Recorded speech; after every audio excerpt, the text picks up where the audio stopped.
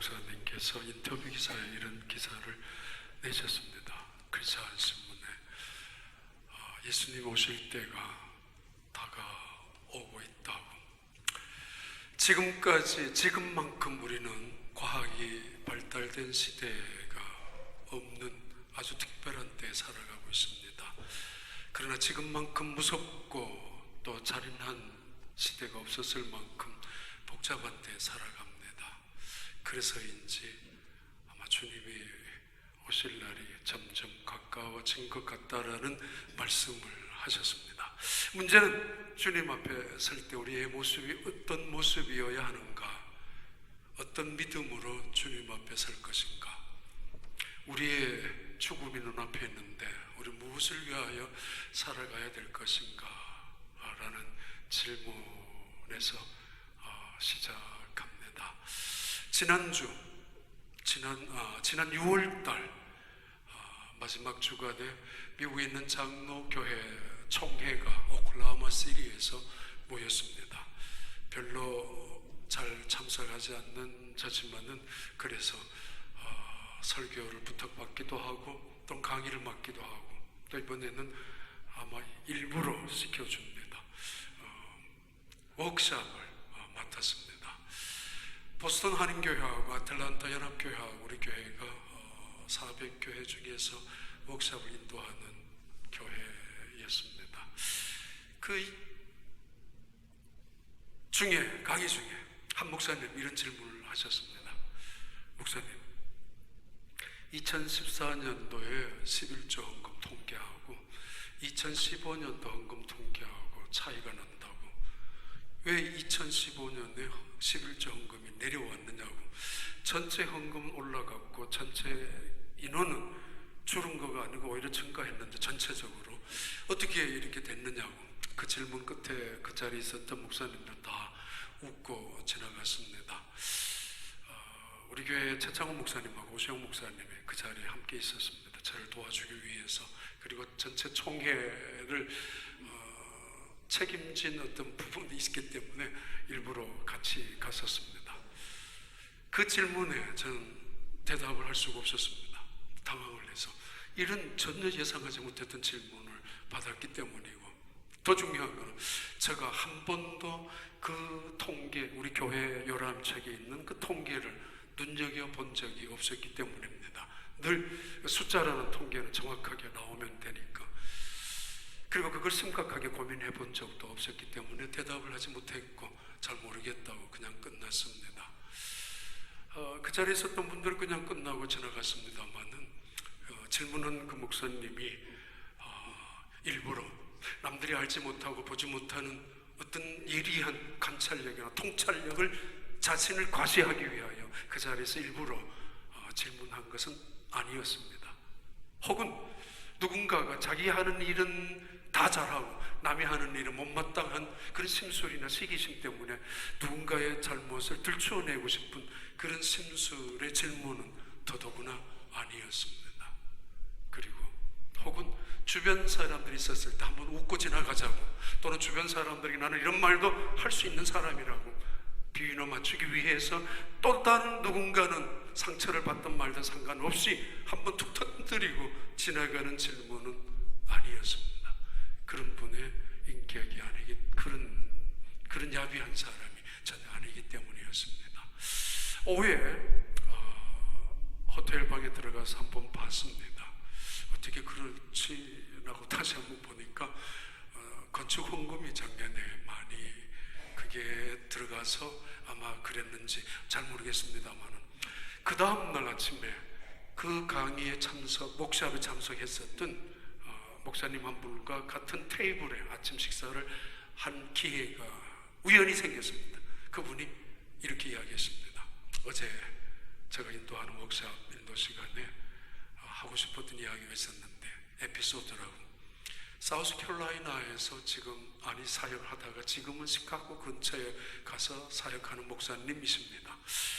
사우스캐롤라이나의 목회 중에 교회 재직회였는데 한 분이 손을 번쩍 들면서 질문했었다고.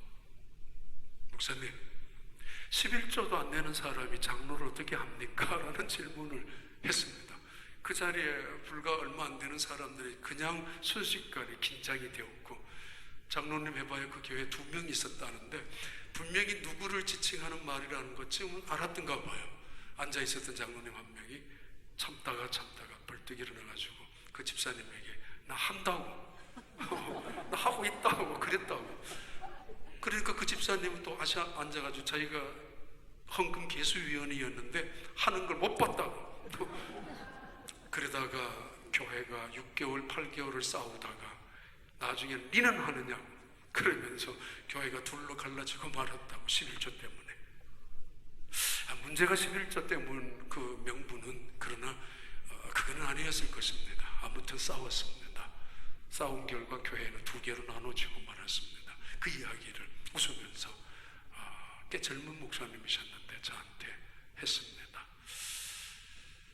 베드로, 그는 지금 예루살렘 지역에 있었던 대핍박, 스데반의 죽음, 순교를 통해서 예루살렘에 모여 있었던 적어도 3,000명에서 5,000명, 그리고 수만 명, 어떻게 보면 4만 명, 5만 명이나 되는 예수 믿는 그리스도인들이 급격히 부흥했었던 그 시절에 예루살렘에 무서운 핍박이 벌어졌습니다. 스데반을 죽이고 말았습니다. 많은 예루살렘에 있었던 초대교회 교인들은 뿔뿔이 흩어졌습니다. 고향을 옛날에 등진다는 것은 불안과 두려움이고, 공동체를 벗어난다는 이야기는 안전이 깨트려진다는 위험한 일입니다. 그럼에도 그들은 등을 누군가가 밀어서 또는 어쩔 수 없이 끌려 나오듯이 도망치듯이 나왔지만은 그들은 예루살렘 이후에 떠나서 사마리아, 가이사라 또는 욥바 이런 지역마다 흩어져 살면서 왜 하나님은 어디 계시는가 불평하지 않았고, 왜 우리가 쫓겨다녀야 되는가 원망하지 않았고, 하나님의 능력은 무엇하는가 라고 항의조차 하지 않았습니다. 어쩌다가 끌려오듯이 도망왔으니까 숨어 살아야 되겠지만 그들은 마치 하나님께서 보내주신 선교사처럼, 마치 이 일을 위하여 하나님께서 그 자리에 그들을 보내주신 것처럼 그들이 모여있는 자리마다 예배를 드렸고, 예배를 드리는 곳마다 교회가 세워졌습니다. 그런 교회를 예루살렘에 있었던 사도들 중에 베드로가 다니기 시작을 했습니다. 때로는 위로와 격려를, 용기를, 그리고 때로는 그들을 통해서 다시 힘을 얻는, 그리고 그들 교회를 다시 견고하게 만들기 위하여, 그래서 사마리아에 갔다가 또 루다에 갔다가 에니아라는 중풍병자를 고치고, 그리고 욥바에서 죽었던 도르가 다비다를 살려놓고, 그리고 욥바의 며칠 무두장이 시몬의 집에 있다가 다시 가이사라 고넬료의 집에 올라갔습니다. 그 집에서 환상을 통해서 맺어진 하나님의 음성을 통해서 그 집에 가서 설교 중에 성령이 임재하고, 성령의 임재를 통하여 그들에게 세례를 주고, 이제 베드로는 예루살렘에 귀환했습니다.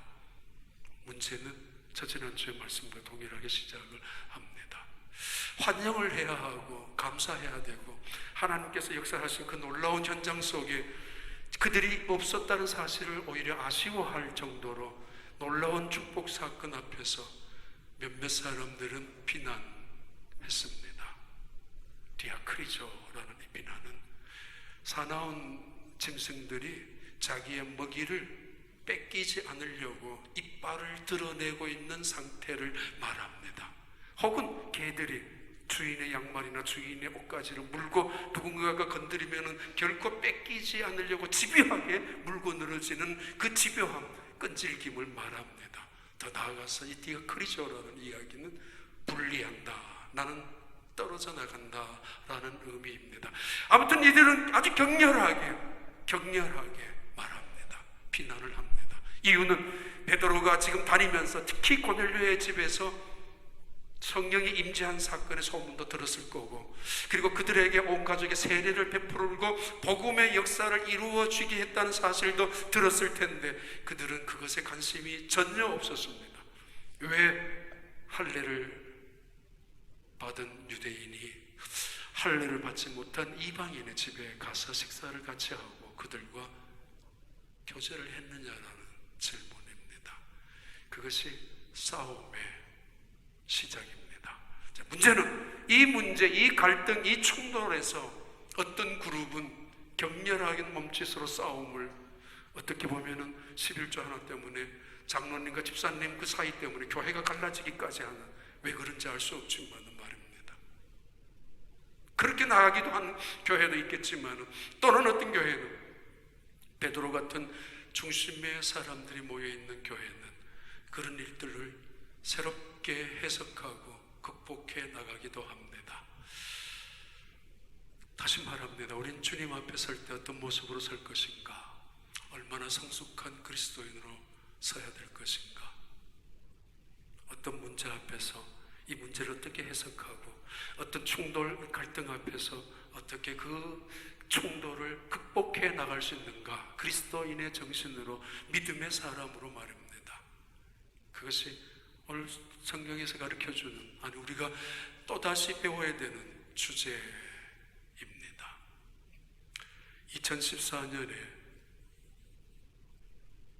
LG 경제연구원에서 발표한 회사 직원들 중에 불량 직원에 대한 7가지를 발표한 것이 있습니다.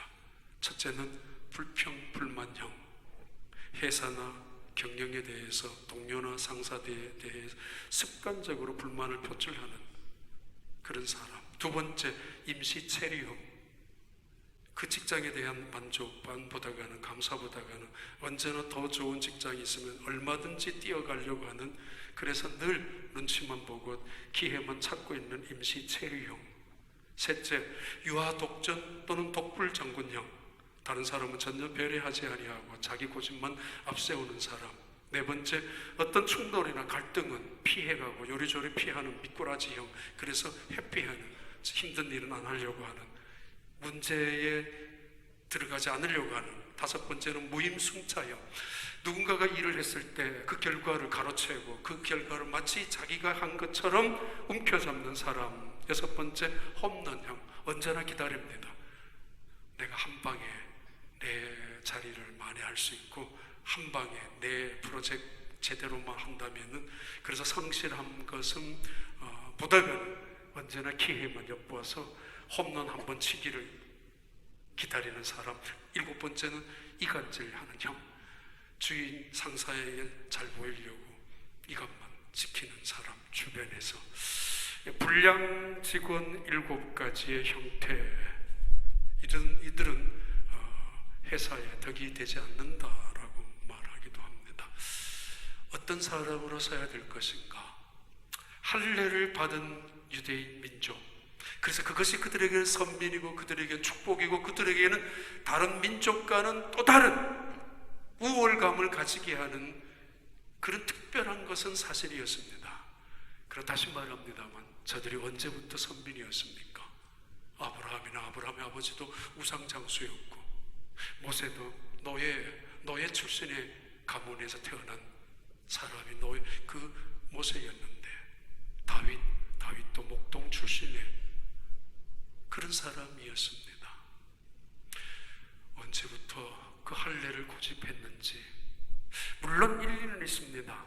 할례를 하라고 했던 분이 하나님이시고, 그런 율법을 지키라고 하신 분이 하나님이시며, 그것이 전통적으로 그렇게 하지 아니하면 너희들도 부정하는 사람이 될 것이라고 가르친 것이 하나님이기 때문입니다. 근데 그들은 그 목적을 잃어버린 채로 할례 하나만 행하면 613가지 나머지 율법은 아무렇게나 살아도 괜찮다라고 여길 만큼 자기 착각에 빠져 있었습니다. 할례 하나만 제대로만 한다면 나머지 613가지 율법은 안 지켜도 된다고, 그래서 구원 저절로 받는다고 생각하는 그런 오만함에 있었던 이 사람들, 베드로를 향하여 비난은 꾸짖고 있습니다.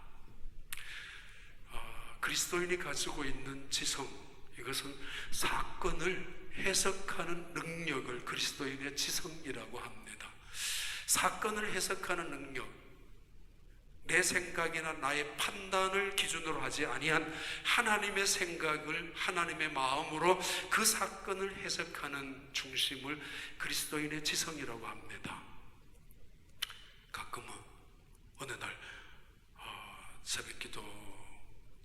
집에 있는 시간에 잔디에나 아니면 뒤에 꽃밭에나 채소밭에 물을 줘야 합니다. 안 주면 저희 집사람이 갔다 와서 난리가 납니다. 한 번은 안 줬습니다. 그냥 다른 데 걷고 들어왔는데 혼자서 안 줬다고 얼마나 불평을 하고 있다가 이제 물을 주러 나갑니다. 물을 주러 나갔는데 그 시간에 하늘에서 비가 내렸습니다. 보라고, 하나님께서 내가 불쌍하다고, 내가 힘이 들다고 하나님께서 소낙비를 잠깐이지만 준 적이 있습니다. 그렇게 해석하는 거 자기 중심으로 착각이지만은 얼마 전에는 우리 집 앞에 길을 내고 있는데 이거 틀림없이 우리 집 들어가는 길을 만들어 줄 거라고. 이거 말도 안 된다. 저는 그렇게 생각했지만 하나님이 우리를 생각해 주는 마음, 선한 생각, 하나님께서 우리를 사랑해 주시는 아주 깊은 생각으로 사건을 해석하는데 거기에서 겸손과 감사, 거기에서 기쁨과 은혜를 느끼는 그 해석을 말합니다. 근데 얼마 지나고 나서 정말 길을 하나 더 내가지고 우리 집 들어가는 길을 만들어 주더라고요. 모르시구나. 그리스도인의 영성이란 어떤 사건 속에, 어떤 사물 속에, 내가 당하는 환난 속에서 그 사건이나 환경을 보지 아니하고 나를 돌아보는 능력입니다. 십자가 앞에서, 하나님의 말씀 앞에서 나를 돌아보는, 그것을 그리스도인의 영성이라고 합니다. 자, 아무튼 베드로를 중심한 그리스도인의 지성과 영성을 가지고 있는 이 사람들, 변화된 성숙한 사람들, 이 문제를 어떻게 해결하고 이 충돌과 갈등을 어떻게 극복할 것인가, 이 그룹이 있는가 하면 또 다른 한 그룹은 끊임없이 힐난과 비난을 일삼고 있는 이 그룹의 문제를 말씀을 드리려고 하는 오늘 본문 이야기입니다. 첫 번째는 생각의 법칙의 작용이 나타납니다. 생각의 법칙. 그리스도인의 지성과 영성이라는 이야기는 바로 하나님의 생각과 하나님의 마음으로 모든 것을 판단하는 것이라고 이야기 드렸습니다. 생각. 좋은 생각이 좋은 가정을 만드는 법입니다. 좋은 생각이 좋은 직장을 만드는 것입니다. 좋은 생각이 좋은 교회를 만들어가는 것입니다. 어찌 나쁜 생각을 품고 있는 사람이 선한 행동을 할 수가 있겠습니까? 가끔은 그럴 수 있습니다. 그들을 사기라고 말하고 사기꾼이라고 부를 수밖에 없습니다. 그것은 거짓과 위선이기 때문입니다. 태초에 하나님이 천지를 창조하셨습니다. 그런데 태초에 말씀이 계셨기 때문에 그 말씀으로 천지를 창조하셨습니다. 이 말씀으로 천지를 창조하시기 전에 생각이 있었습니다. 하나님의 선한 생각, 하나님의 하토브라는 깊으신 선하신 생각이 먼저 있었습니다. 선한 생각을 가지셨던 하나님, 그래서 그것이 말씀이 되고 그 말씀이 창조하시는 능력이 되었던 것을 의미합니다. 베드로, 그런 선한 생각을 품는, 좋은 생각을 품는 성숙한 그리스도인으로 살아가는 사람이었습니다. 어느 날 예수님께서 너희들 다 나를 떠날 거야, 나 혼자서 죽게 될 거야, 이런 말씀을 예언하셨을 때 베드로가 말했습니다. 그런 일이 없을 것입니다. 나는 다른 사람 다 떠나더라도 나는 당신을 떠나지 않을 것입니다. 나를 어떻게 보고 그런 말을 합니까? 나를 모독하지 마십시오 라는 의미까지 포함되어진, 나는 온 세상이 당신을 버리더라도 나는 당신을 버리지 않을 것이고 죽을 때까지, 죽을지언정 당신을 위할 것이고 지킬 것입니다. 그런데 불과 얼마 후에 닭이 울음소리를 내었습니다. 그때 그는 생각합니다. 예수님이 하셨던 말씀이 생각납니다. 너가 닭이 2번 울기 전에 나를 3번 부인하게 될 것이라는 예수님의 말씀 말입니다. 그때 그 생각이, 그것이 생각나면서 그는 밖으로 뛰쳐나가서 통곡합니다. 그것을 회개라고 합니다.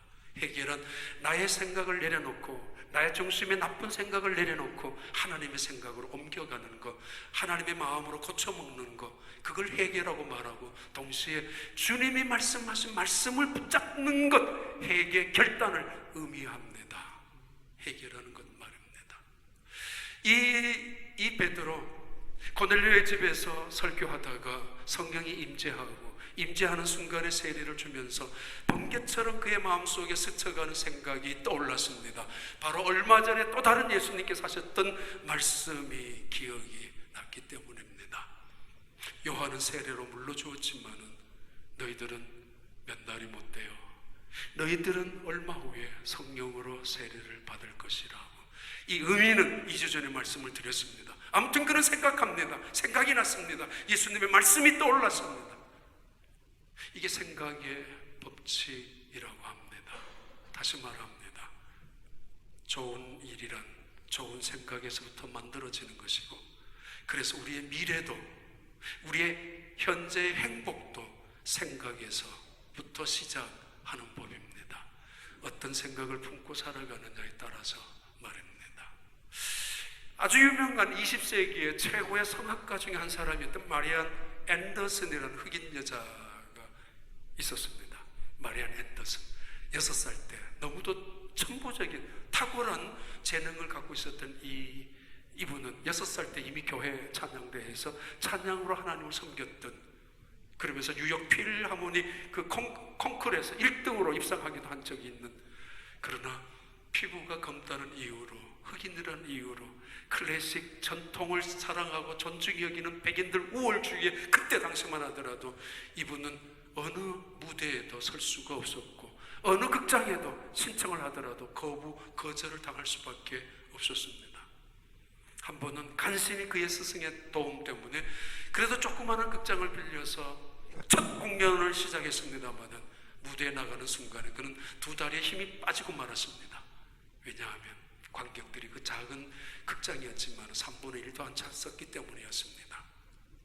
그래서 간신히 연주회를 마쳤는데 그 다음날 온통 신문의 뉴스는 비판 일색이었습니다. 신랄하게, 혹독하게 혹평을 내리고 말았습니다. 더더구나 그것은 비판이 아니라 비난이었고 조롱에 가까운, 그러면 그렇지 흑인, 물론 그때 당시에 긴장하고 첫 무대였기 때문에 사실은 또 실망도 하고, 그래서 제대로 실력을 발휘하지 못한 탓도 없지 않아 있었지만 그때 그는 어머니 앞에서 울면서 이렇게 이야기했었다고 합니다. 나 그만두겠다고. 그때 어머니가 딸 마리안 앤더슨에게, 아니야, 하나님은 너에게 특별한 이 재능을 주셨어.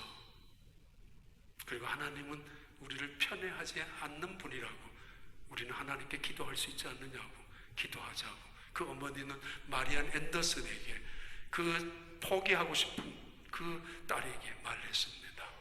가는 곳마다 호텔에서도 식당에서도 거절당하고 연주하는 자리마다 때로는 아주 노골적인 핍박을 가해오는 그런 사회, 그런 시대 속에서 결국 런던으로 건너가서 공연을 시작하고, 런던에서 뜨거운 찬사를 받고 파리에서, 로마에서 150회나 공연을 하게 됩니다. 그럼에도 미국에서는 그를 위한 무대를 준비해 주지 않았었고 오히려 거절했었습니다.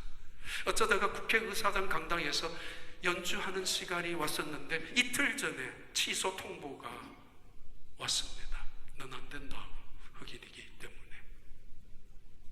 포기하지 않았던 이 여자 마리안 앤더슨은 링컨 기념센터 앞에 그 넓은 광장에, 백악관을 중심한 그 광장에서 야외 공연을 했습니다. 그때 7만 5천 명이 모였습니다.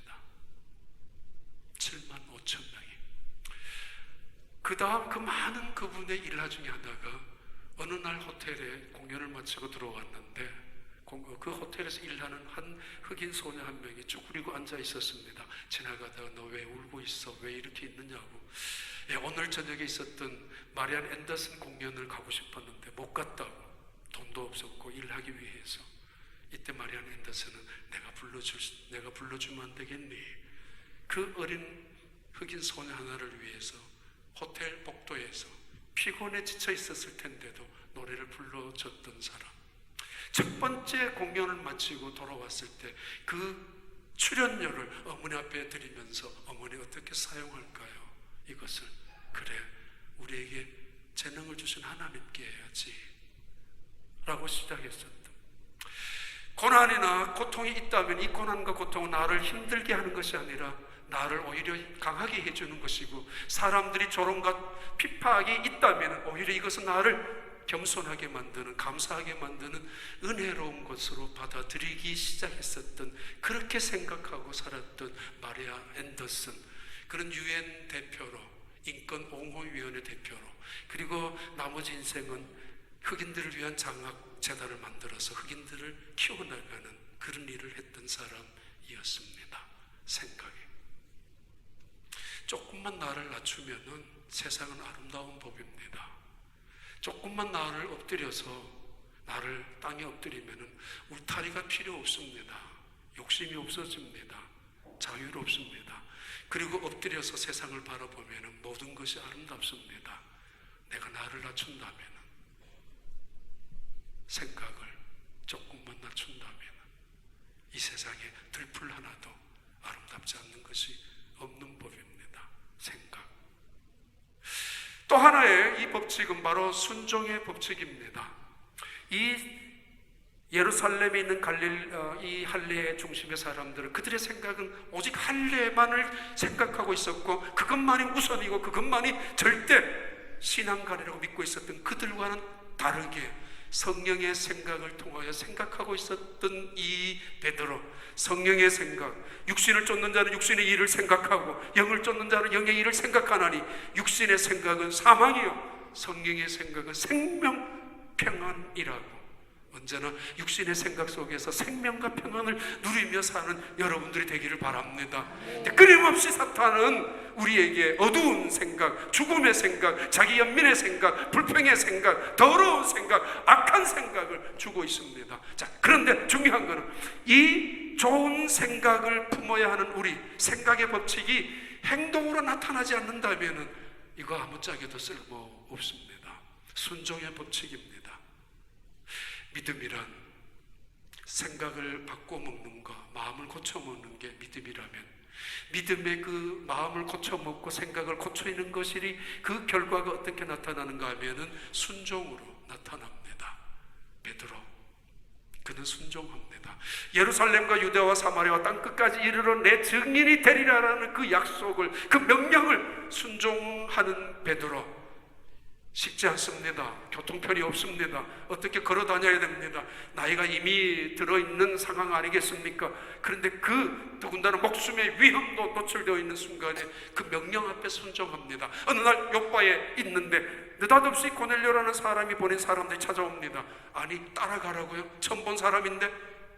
고넬료 이방인입니다. 로마 군인입니다. 안 가야 될 이유 많습니다. 안 가도 될 이유 더 많습니다. 가기 싫다고 한마디만 해도 되고, 이건 하나님의 뜻이 아니라고 그냥 우겨도 됩니다. 왜냐하면 나중에 무슨 일을 당할는지, 어떤 오해와 핍박을 당할는지 알 수 없기 때문에. 안 가도 되는, 안 싫다라고, 피곤하다고, 시간 없다고, 다음에 가자고 적당히 미룰 수도 있었습니다만은, 그러나 그가 가야 될 수밖에 없는 이유는 하나입니다. 하나님 말씀하셨기 때문입니다. 그걸 순종이라고 합니다. 순종. 다시 말합니다. 여러분 신앙생활 하시면서 얼마나 순종하고 계십니까? 순종이란 내가 주인인가 하나님이 주인인가 싸움입니다. 순종이란 내가 옳으냐 하나님이 옳으냐에 대한 문제입니다. 순종이란 내 생각이 훨씬 더 지혜로운가 아니면 하나님이 지혜로우신 분인가, 누구의 것을 따를 것인가에 대한 싸움이 순종입니다. 아브라함, 모세, 다윗, 그리고 베드로, 그들을 믿음의 사람이라고 하고 그들을 순종의 사람이라고 합니다. 그는 올라갑니다. 아무 염려하지 말고 의심하지 말고 함께 가라. 갔습니다. 가서 세례를 주었습니다. 순종합니다. 근데 예루살렘에 있는 이 할례를 주장하는 이 사람들, 여전히 예루살렘에 앉아서 꽈리를 틀고 온 세상 끝까지 나가서 복음을 전파하라는 명령 앞에서는 아랑곳해버리고 아랑곳하지 않고 자기들 나름대로 앉아있는, 비난하고 싸움을 걸고 있는 이 사람들, 그들을 신실한 하나님의 사람, 말씀에 순종하는 사람들이라고는 부르지 않을 것입니다. 지금 미국이 전 세계에서 가장 유명한 스포츠 중에 하나, 자부심을 갖고 있는 것 중에 하나가 야구입니다. 지금은 메이저리그에 꽤 많은, 아니 훨씬 더 많은 사람들, 흑인들이지만은 아직까지 흑인 선수가 단 한 명도 메이저리그의 야구 선수로 뛰지 못할 때 최초로 메이저리그 야구 선수로 들어온 선수가 있었습니다. 바로 이 제키 로빈슨이라는 이분입니다. 이분을 미국 메이저리그의 야구 선수로 처음으로 흑인으로 출발시키기 위해서는 구단주였던 이 브랜치 리키라는 이 사람의 아주 치밀한 의도적인 계획이 있었고 준비가 있었고 철저하게, 그리고 계약을 하기 위하여 이 사람을 자기 오피스에 불렀습니다. 나는 실력 있고 능력 있는 흑인 선수를 원한다. 앞으로 이 메이저리그에 많은 흑인 선수들이 들어와서 굉장한 기록을 남기게 될 것이기 때문이다. 사실 백인 중심의 그 스포츠였는데, 그래서 하나를 질문했습니다. 이제 너가 타석에 올라서면은 많은 백인들이 너를 향하여 비판할 것이다. 아니 조롱할 것이다. 그리고 별별 욕설을 다 퍼부을 것이다. 어떻게 할 것이냐. 이 사람 권투 선수였습니다. 당장 쫓아가서 아니면 야구 방망이 들고 올라가서 싸울 것이냐. 그런 용기, 그런 배짱이 있기 때문에 질문한 것입니다. 그를 싸울 용기가 있느냐? 그럼요. 싸우고 싶다고. 근데 이 구단주 리키는 내가 당신에게 다시 묻는데 그런 용기를 묻고 싶지 아니하고, 그들이 너에게 어떤 욕설을 어떤 비방을 하더라도 참을 수 있는 용기가 있느냐? 묻고 싶다고. 성숙이란 내가 하고 싶지 않는 일도 하는 게 성숙함을 말합니다. 미숙이란 내가 하고 싶은 일만, 내가 먹고 싶은 것만 먹는 걸 미숙함이라고 합니다.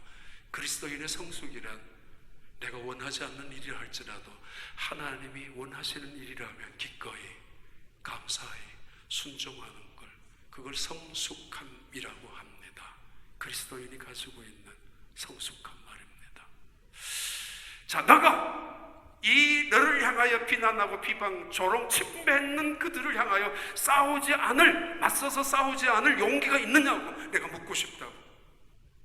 그때 당시에 계약을 하기 직전이니까 그러겠다고 결심을 했지만은 이 로빈슨의 마음속에 웃기지 마, 난 싸울 거라고. 그리고 다시 더 질문을 던졌습니다. 넌 앞으로 타석에서 그들과 싸우지 않았을 때 같은 흑인들에게 오히려 비방거리가 될 거라고, 비겁한 배신자라고, 아니면 돈벌레라고, 돈밖에 몰라서 저렇게 참고 있는 거 아니냐고, 당장이라도 한마디 하라. 그렇게 흑인들에게까지 이야기를 들을 수 있을 텐데 그것도 너가 침묵으로 할 수 있겠느냐고. 그럼 그때도 돈이면 뭐 되지 뭐 라는 생각이 있었습니다. 자, 계약을 끝내고 돌아가는 그에게 리키라는 이 구단주가 책 한 권을 손에 주었습니다. 책 제목이 예수 그리스도의 생애라는 책이었습니다. 토마스 아킨폰스의 그 유명한 고전책입니다. 예수 그리스도의 생애. 예수님이 세상에 오셨고 3년 공생애 하시고 십자가를 지고 가셨는데 수많은 사람들이 그에게 채찍질을, 침뱉음을, 조롱을 받았다고 했기 때문에 이렇게 예수님처럼 십자가를 지고 갈 수 있느냐고. 만약에 그렇게만 한다면 나는 너 이후로 수많은 흑인들이 메이저리그에 들어와서 많은 공헌을 하게 될 것이라고. 그는 그 자리에서 무릎을 꿇고, 원래 어렸을 때부터 교회를 다녔기 때문에 무릎을 꿇고 구단주 리키와 함께 내가 예수님처럼 살겠습니다. 예수님 하신 말씀대로 내가 순종하겠습니다. 힘을 달라고 기도하고 일어섰던 그 사람, 그의 신인왕으로, 타격왕으로, 그리고 MVP로 뽑히기도 한 사람이었습니다. 그리고 그가 몸담았던 LA 다저스 팀은 월드시리즈에 6회나 연속 출연하게 되는, 참여하게 되는 그런 팀의 공헌자가 되었습니다. 어떤 생각을 품고 있는가? 좋은 생각은 좋은 씨앗입니다. 행복을 선택하는 것처럼 미래를 만들어가는 것이기 때문입니다. 그러나 좋은 생각은 반드시 순종, 행동으로 나타나야 합니다. 행동하지 아니한다면 그 순종은, 그 좋은 생각은 썩어버리기 때문입니다. 순종하는 그리스도인들, 사도 이 베드로가 순종하는 모습의 성숙한 그리스도인의 모습은 우리가 어떤 사건 앞에서, 어떤 충돌 앞에서 어떻게 해야 될 것인가에 대한 해답을 던져주고 있습니다. 아니 장로님은 저렇게 산다고 너는 어떻게 사느냐라고 함께 떠들 수 있었던 그 순간에, 만약에 성숙한 그리스도인들이라면, 만약에 성령의 생각으로 지배받고, 아니 만약에 하나님의 말씀 앞에서 순종하는 그리스도인들이 모여있는 교회라면 어떤 결과가 이루어졌을까요? 제자들, 그들에게는 능력도 실력도 없었던 사람들입니다. 가룟 유다 한 사람 제외하고는. 그러나 11명 그 제자들 택하신 이유는 예수님은 한 가지였습니다.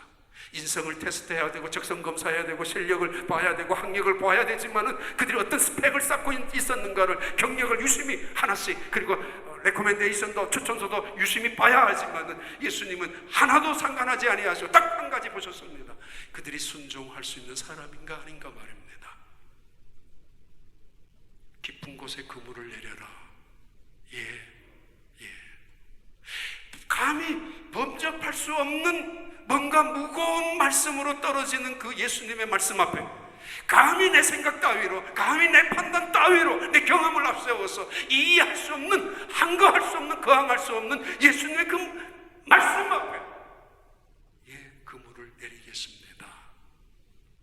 거부하지 아니하고 따지지 아니하고, 이걸 맹신이나 광신이나 미신이라고 오해하지 마십시오. 예수님의 그 인격 앞에서 무너지는 한 인간의, 연약한 인간의 모습이 아닙니까? 오른편에 그물을 내려라. 그 순종 말입니다. 얼마나 해오셨습니까?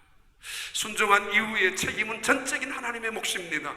빈 그물로 올라오던 그 그물이 찢어질 만큼 많은 고기가 올라오던 말입니다. 문제는 우리의 순종입니다. 순종의 법칙 이후에, 그리고 중요한 마지막은 우리에게 나타나는 들음의 법칙이 있습니다. 어떻게 생각하느냐, 무엇을 듣느냐에 달려져 있습니다. 어떻게 순종하느냐, 무엇을 순종하느냐, 무슨 말을 듣고 살아가느냐, 그 문제에 결정됩니다. 우리는 빈집이 아닙니다. 빈집은 위험합니다. 도둑들이 눈여겨보고 있기 때문입니다. 빈집 불안합니다. 그냥 있는 게 아닙니다. 황폐해지기 마련이고 잡초가 우거지는 것이 빈집입니다. 생각을 바꾸는다는 이야기는 내 생각, 나쁜 생각, 세상에 있는 더러운 생각들을 내려놓고 주님의 생각으로 바꾸는 것인데, 그러기 위해서는 들어야 합니다. 대부분 세상은 듣는 시간에 잠자고, 듣는 시간에 졸고, 아니 듣는 시간에 판단하고 정죄하고, 그리고 따지기 시작하죠. 팔짱을 낀 채, 마음을 닫은 채로 너 이거 틀렸어, 너나 잘해, 이건 아니야, 이건 잘못된 거야 라고 말합니다. 오늘 본문 사도행전 11장 1절과 2절에도 나옵니다. 이렇게 말씀하고 있죠. 유대에 있는 사도들과 형제들이 이방인들도 하나님의 말씀을 받았다 함을 들었습니다. 그러나 이들은 듣고 분노하고 비난을 했었습니다. 왜? 잘못 들었기 때문에. 그 다음 18절 봐요. 두 번째 다시 진정한 교회 모습이 나타납니다.